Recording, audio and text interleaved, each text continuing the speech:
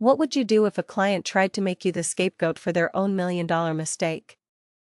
In today's story, my choice was a masterclass in how to handle it. And it all started with a fire. An old lawyer I worked for as a summer student once gave me a piece of advice that stuck with me. A lawyer has 3 duties. He told me. First to himself. Second to the court. And last, the client. Always make sure you come first. And the client comes last. It sounded cynical. But his reasoning was simple and brutal. Because clients will fuck you. He said. They'll throw you under the bus without thinking twice. I was young and idealistic then. So I left that firm to chase the prestige of a downtown office. But I never forgot that lesson. And years later, it saved my career when a client did exactly what he predicted. My client was a mid-sized company with a diverse portfolio, including a significant amount of real estate. One day, one of their buildings burned to the ground. The company needed to collect on the insurance, and they assigned the task to Arthur, a veteran salaried employee. Arthur was nearing 60 and carried himself with the unshakable confidence of someone who believed he'd seen it all. When I reached out, he was dismissive. He didn't need my help with the insurance claim. He insisted. He had it all under control. Besides, lawyers are expensive. Arthur was the kind of guy who took immense pride in saving a few bucks on legal fees, gloating over every penny he managed to keep out of a lawyer's pocket. I'd dealt with him before. He was always trying to nickel and dime me on everything. It was pure luck that I even knew about the fire. Arthur hadn't asked for my help. He'd just let it slip in a conversation. From that moment, I kept tabs on him, trying to make him see the danger he was in. The insurer is going to fuck you, I told him bluntly. They're not your friends. He brushed me off. I had to practically fight him just to get a look at the proof of loss form. Just to make sure he hadn't made a critical error right out of the gate. Arthur made a lot of mistakes. And I honestly wondered how he was still employed. Thankfully, the form was fine, which was one less thing to worry about. I'm paid to know when insurers are trying to screw my clients. I insisted during one of our calls. And the insurer is going to screw you.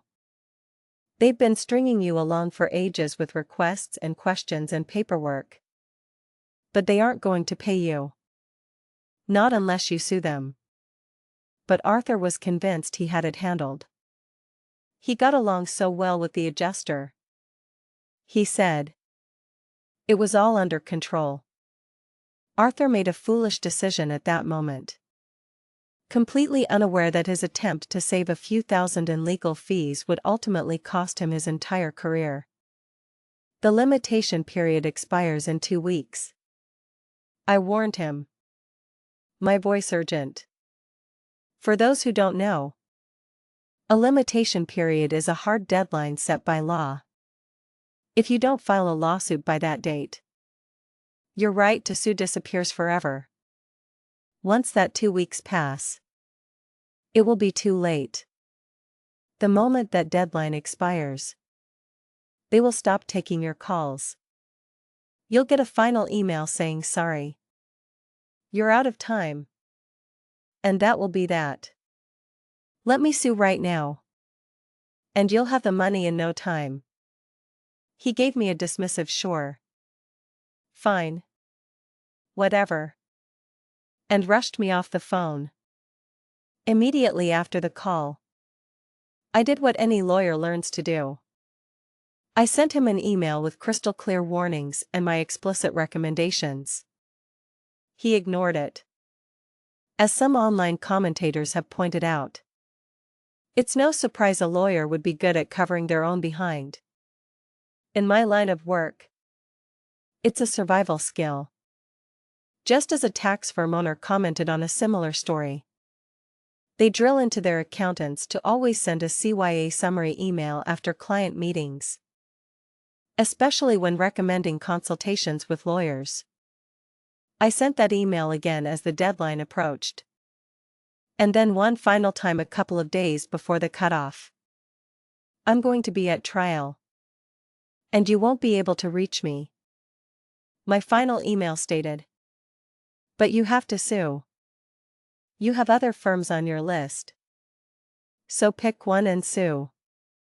He didn't even bother to reply. I went to my trial, which lasted 2 weeks. No word from Arthur. A month passed. Then another. Silence. I started to think. Maybe Arthur was right after all. Then my phone rang. It was him. Remember that fire insurance thing we spoke about? He asked casually. As if we hadn't had a dozen tense conversations about it. I assumed he was calling to gloat. So I cut right to the chase. So they paid out. That's great. Arthur. You were right. There was a pause. What are you talking about? He said. Can I see a copy of the claim? What claim? I asked. The claim against the insurer. You know. That claim. My blood ran cold. Does that mean the insurer didn't pay? I said. He hung up on me. This is the moment that reveals Arthur's greatest fatal flaw, his arrogance, which made him believe he could outsmart a lawyer in a battle of documentation. It was a mistake that would seal his fate. A few minutes later, my computer dinged. It was an email from Arthur. He wrote that we had spoken, that he had instructed me to sue, and that he was now following up to get a copy of the claim I had filed. He was trying to build a paper trail to throw me under the bus. I took a deep breath and fired back an email. I take it that the insurer didn't pay you. Just like I told you they wouldn't. And now that the limitation period is expired, they told you to jump in the lake, leaving you with a loss in the millions. Is that it? I should have gone over Arthur's head earlier. But I knew if I did, he'd cut me off from future work.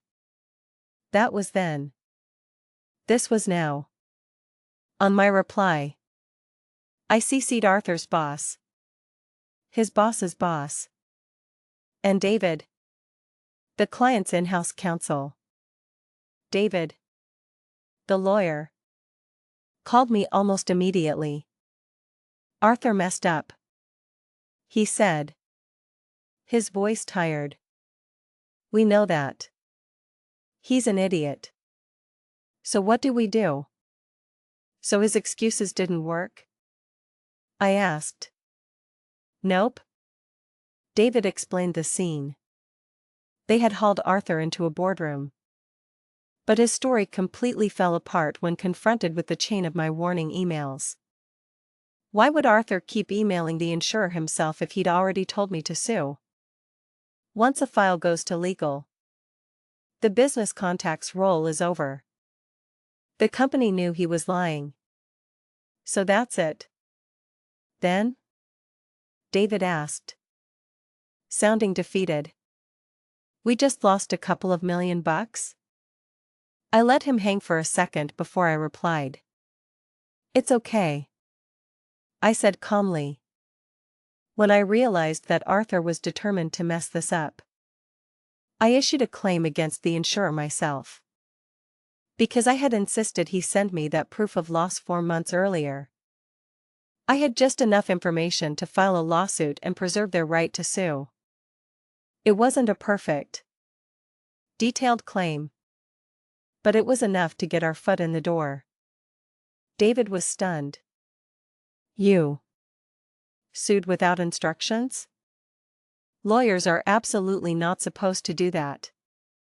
If you sue without authorization, you become personally liable for the other side's legal costs if you lose. It's a massive personal and professional risk. Yup, I said. I sued without instructions.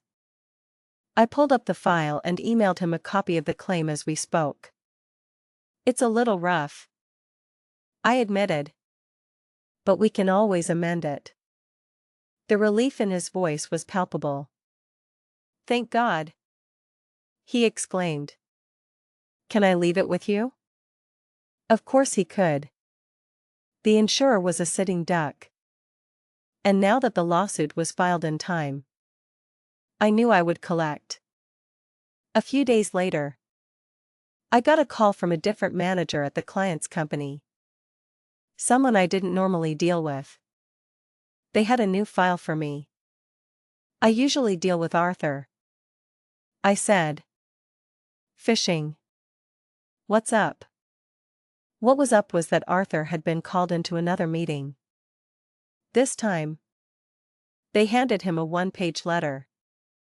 He was told to pack his personal items into a small box. Security then walked him past all of his coworkers, down to the elevator, and escorted him out of the building for the last time. Bye-bye, Arthur.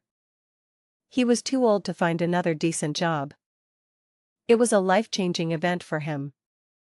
But for me, he was just an anecdote. A cautionary tale I tell younger lawyers. I wasn't trying to get revenge on him. But I didn't feel sorry for him either. Not after he tried to sacrifice my career to save his own. This whole mess is a perfect illustration of a few simple rules people should follow. Never lie to your lawyer. Never try to stiff your lawyer. And always listen to their advice. That's what you're paying them for. If you don't trust their advice, find a lawyer you do trust. The guy who replaced Arthur was fantastic. Never questioned my bills. And valued my advice. It was all good. This story is a powerful reminder that in any profession, protecting yourself with a clear, documented record is non-negotiable.